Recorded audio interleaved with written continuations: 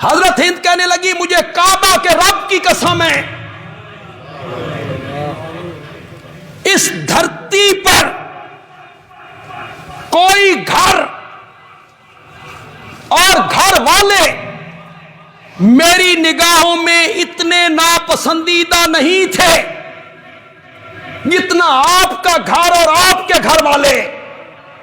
میں بغض رکھتی تھی آپ کے گھر سے اور آپ کے گھر والوں سے، اور آج مجھے کعبہ کے رب کی قسم ہے اس دھرتی پر کوئی گھر اور کوئی گھر والا مجھے آپ سے زیادہ محبوب نہیں ہے۔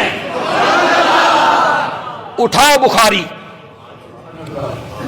تمہیں صرف یہ یاد رہا کہ اس نے کلیجہ چبایا تھا، جھوٹی روایتوں کے بلبوتے پر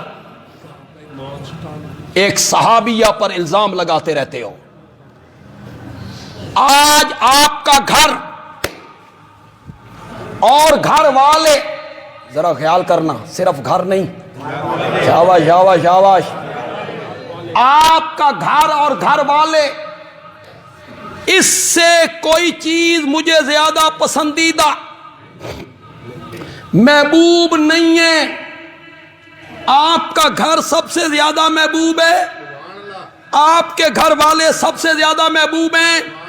اس کے جواب میں میرے نبی نے فرمایا وَعَيْزًا وَالَّذِي نَفْسُ مُحَمَّدٍ بِيَدِهِ، مجھے اس ذات کی قسم ہے جس کے ہاتھ میں محمد کی جان ہے، میرا خیال بھی تیرے گھر والوں کے بارے میں یہی ہے۔ اٹھاؤ بخاری۔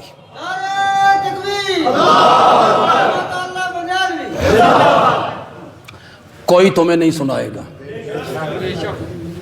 یہ باتیں تمہیں کوئی نہیں سنائے گا، یہ نئی ہوتی ہیں، پھر لوگ کہتے ہیں نواں آیا، تو کتوں آیا بھائی؟ میں نے بخاری کا حوالہ دیا جناب، ایک اور معنی بھی ہو سکتا ہے والذی نفسی بیدہ ایضاً،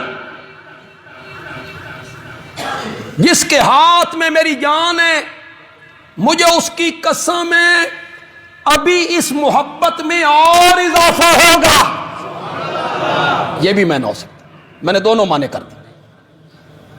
محدثین نے یہ دوسرا معنی زیادہ کی ہے، میں پہلے معنی کو میں نے ترجیح دی، میں نے دونوں معنی آپ کے سامنے رکھ دی۔